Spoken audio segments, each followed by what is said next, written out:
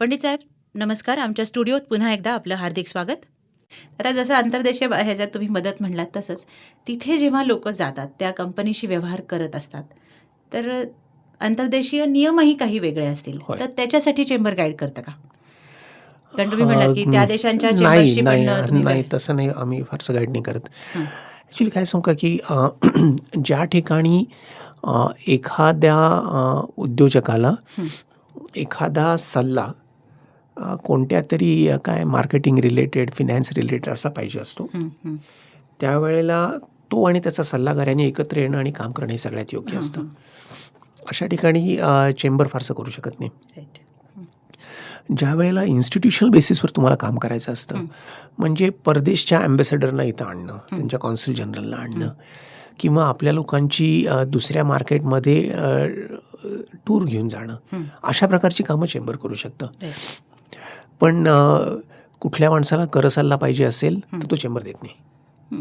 तर नाही करत सला असं नाही मला एवढंच किंवा म्हणायचं. तसंच म्हणजे एखाद्या परदेशच्या मार्केटमध्ये जायचं असेल हं, तर तिथं तुम्ही एक्झॅक्टली कसं काम करायला पाहिजे, हं, हा मार्केटिंगबद्दलचा सल्ला आहे. हं. तर तसा सल्ला देण्याची चेंबरमध्ये क्षमता नाही आहे. बरं. ते आम्ही नाही करू शकत. ओके. हं, आता पण आम्ही नवीन आर्बिट्रेशनचा सेल सुरू करतोय. हं, जगभर असं असतं की ज्या वेळेला डिस्प्यूट्स होतात हं. त्यावेळेला तुम्हाला कोर्टात जाता येतं, पण कोर्टात जाणं हे खूप महागाचं पडतं. तर याच्याऐवजी लोकं आर्बिट्रेशन करतात. हं. आर्बिट्रेशनच्या प्रकारचं काम जगभर चेंबर्स ऑफ कॉमर्स करतात. बरं. तर आम्ही आता आर्बिट्रेशन सेल सेटअप करतोय. हं. तर अशा प्रकारची मदत आम्ही करू शकतो. इन्स्टिट्यूशनल हेल्प आम्हाला देता येते. मग ती That's what. खूप महत्त्वाची ती असते खरं अतिशय तर, की महत्त्वाची ते आहे. माझ्या म्हणजे मते अत्यंत हां, महत्त्वाची आहे की ती. गाईडलाईन तुम्हाला एकदा प्रॉपर मिळाली की ती बरोबर, महत्त्वाची मदत बरोबर, असते. बरोबर. तर आता बोलताना तुम्ही म्हणालात की तुम्ही इन्स्टिट्यूशन्ससाठी मदत करता. होय. तर नवीन उद्योजक बनणं हे हल्ली थोडं कमी झालंय असं वाटतं, की लोकं प्रेफर करतात की कुठे नोकरी मिळाली तर एक पर्टिक्युलर पगाराची. तर त्याच्यासाठी तुम्ही काय करू शकाल, की लोकांनी आपलं स्वतःचं काहीतरी सुरू करावा, व्यवसाय सुरू करावा, छोटीशी इंडस्ट्री सुरू करावी. तर त्याच्यासाठी चेंबर्सकडनं काही प्रयत्न केले जातात का? वेगळ्या प्रकारचे होतं मला वाटतं त्यातले प्रयत्न. हं, की एक म्हणजे आहे त्या अशा लोकांना मार्गदर्शन करणं. हं. अशा लोकांच्या म्हणजे मार्गदर्शन करणं मी मगाशी म्हटल्याबरोबर सिनियर एक्झिक्युटिव्ह फोरमतर्फे बरोबर. हं, किंवा अशा लोकांच्याकरता ट्रेनिंग कोर्सेस घेणं. हं, उदाहरणार्थ आमचा स्मॉल स्केल इंडस्ट्री करताचा कोर्स आहे. हं. जो कोर्स न्यू एंटरप्रेन्योर्स करता देखील आहे, हां.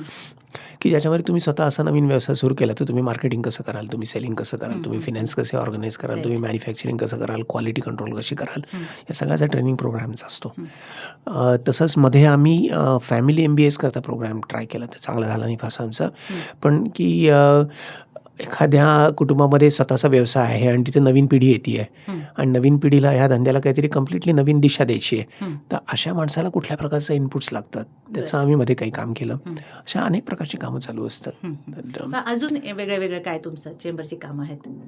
नाही तर इंडस्ट्री, ॲग्रिकल्चर असं वेगळं वेगळं दोन्ही फील्ड आहे. तर होय. त्याचं काय काय सांगू शकाल? कारण आता जी काही पारखे पुरस्कार दिले गेले त्याच्यात काही ॲग्रिकल्चरशी संबंधित असलेलेही दिले.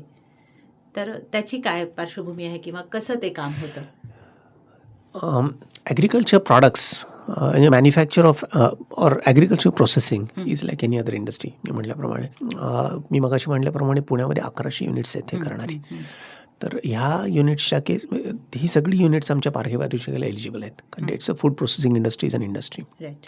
ते आम्ही काम करतो. हं. मगाशी म्हटल्याप्रमाणे आम्ही त्यांच्याकरता लॅबोरेटरीचं काम करतो. आम्ही हं, आता हं. फूड क्लस्टर करतोय. बरं. मला असं वाटतं की ॲग्री बिझनेसला हं, प्रचंड पोटेन्शियल आहे.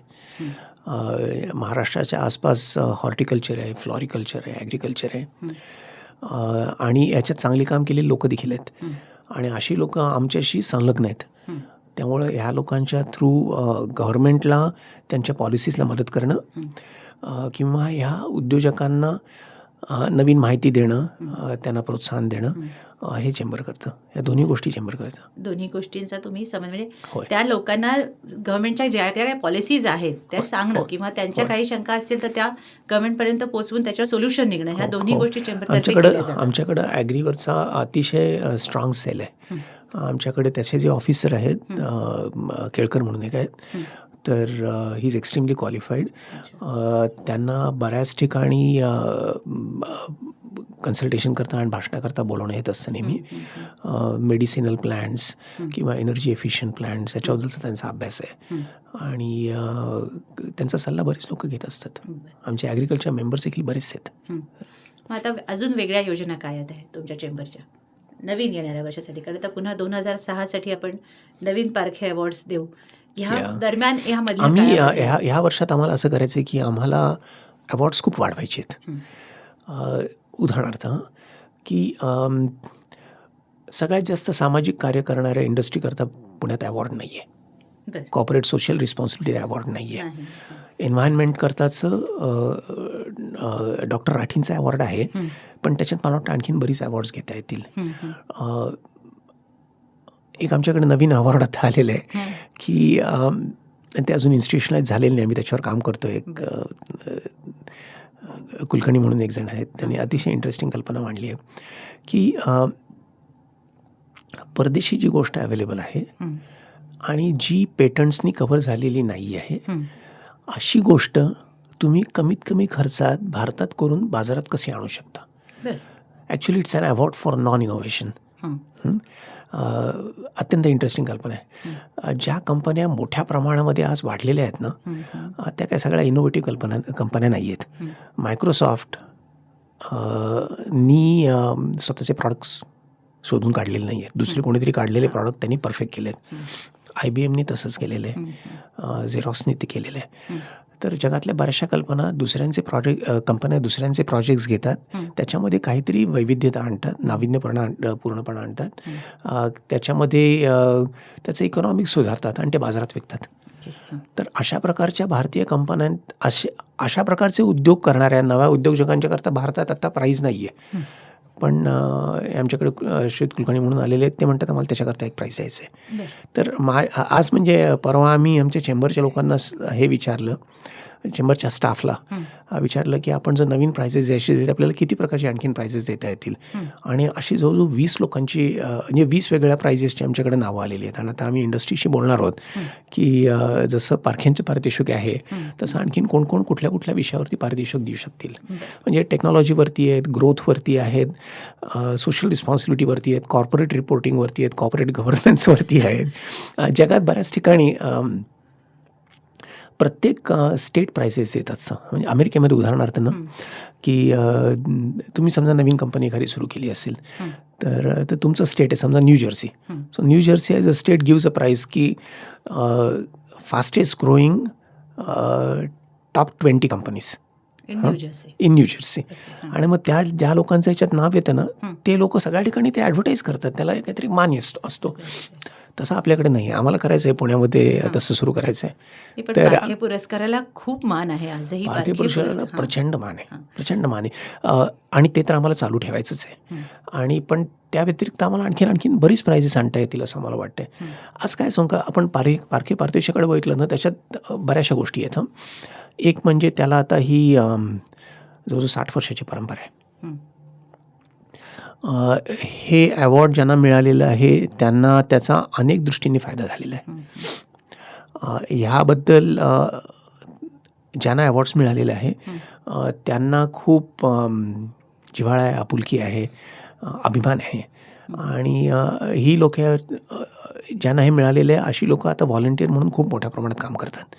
म्हणजे आत्ता आमच्या या ठिकाणी व्हॉलंटियर्स जे लोक आहेत म्हणजे MG साठे म्हणा किंवा कुंभोजकर म्हणा, रवींद्र बाम आहेत, प्रवीण ढोले आहेत, त्याच्यानंतर प्रकाश रत्न पारखे आहेत, अंबिके आहेत, मुजुमदार आहेत, अनेक लोक आहेत. तर असा आणि हे सगळे लोक म्हणजे एकजुटीने अत्यंत आपुलकीने एक पैसा देखील न घेता काम करतात. मध्ये असं झालं की आमच्याकडं पारखे पारितोषिक चालवण्याकरता पैसे कमी पडायला लागले. श्रीयुत पारखेंनी 47 साली 1 लाख रुपये दिले होते. आणि आम्हाला असं वाटलं होतं की ह्याच्यातनं त्याच्या इंटरेस्टमधनं आमची पारितोषिक सगळं काम होईल म्हणून. ॲक्च्युली आता यांचा प्रॅक्टिकली याचा खर्च दर वर्षाचा ₹1,00,000 येतो. मग आमच्या पुढे 7-8 वर्षापूर्वी प्रश्न आला की हे कसं करायचं म्हणून. तर हे जे पारितोषिक विजेते होते ते सगळेजण बरोबर आले. त्यांनी सगळ्यांनी मिळून पैसे दिले, चेंबरनी आणखीन पैसे घातले आणि तो कार्यक्रम आम्ही दिमाखानी करू शकतो. तर ही आपुलकी जी या प्राईजबद्दल आहे ती अनोखी आहे. नाही तर प्रत्येक ज्या पारखे पुरस्कार विजेत्याचे आता आम्ही इंटरव्ह्यू घेतले त्या बरोबर आहे. प्रत्येकाने हे अगदी सांगितलं की पारखे पुरस्कारामुळे आम्हाला तर खूप वेगळी उमेद मिळालीच बरोबर आहे. आणि चेंबर विषयीचा जिव्हाळाही त्यांनी प्रत्येक इंटरव्ह्यू मध्ये सांगितलं. खरं आहे, खरं तर आहे. हे खूप मोठं यश आहे चेंबरचं आणि पारखे त्या पुरस्कार यशाच्या विजेते. हां बरोबर आहे. त्या यशाच्या काय फाउंडेशनवरती आम्हाला आणखीन बऱ्याच गोष्टी करायच्या आहेत आणि त्यात मी नक्कीच म्हटल्याप्रमाणे होतील अशा त्या. आणखीन सगळ्यांच्या खूप शुभेच्छा चेंबरला तर आहेच आहेत. थँक्यू अजून थँक्यू व्हेरी चेंबरचं मच. काही वेगळं कार्य काय काय आहे आपल्या म्हणजे वेगळं आत्ता अजून काय करतंय म्हणजे ही पारितोषिकं सुरू करणं किंवा नवीन येणाऱ्या इंडस्ट्रियलिस्टना मार्गदर्शन करणं ह्या व्यतिरिक्त चेंबर काय करतं अजून? आम्ही आता एक नवीन इकॉनॉमिक रिसर्च सेल सुरू केला आहे.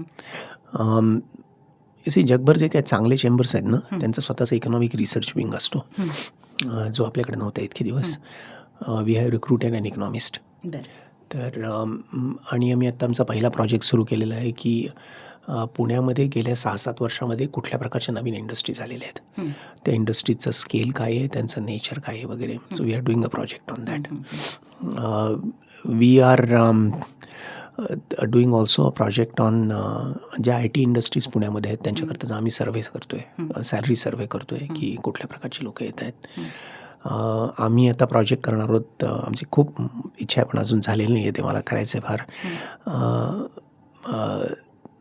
श्रीयुत आरा भटांच्या नावाने आम्हाला रिसर्च सेंटर सुरू करायचं आहे for small and medium in undertakings. तर ते करायचं आहे. See there are many dreams. आमच्या शुभेच्छा आहेत तुमच्या सगळ्या ह्या thank you project very much. Thank you. तर आता पुढच्या वर्षीच्या पारखे पुरस्कारासाठी मला वाटतं तुम्ही फेब्रुवारीमध्ये वगैरे फॉर्म्स ऍक्सेप्ट करता, मागवायला लागता आणि जूनमध्ये हा समारंभ होतो. बरोबर आहे.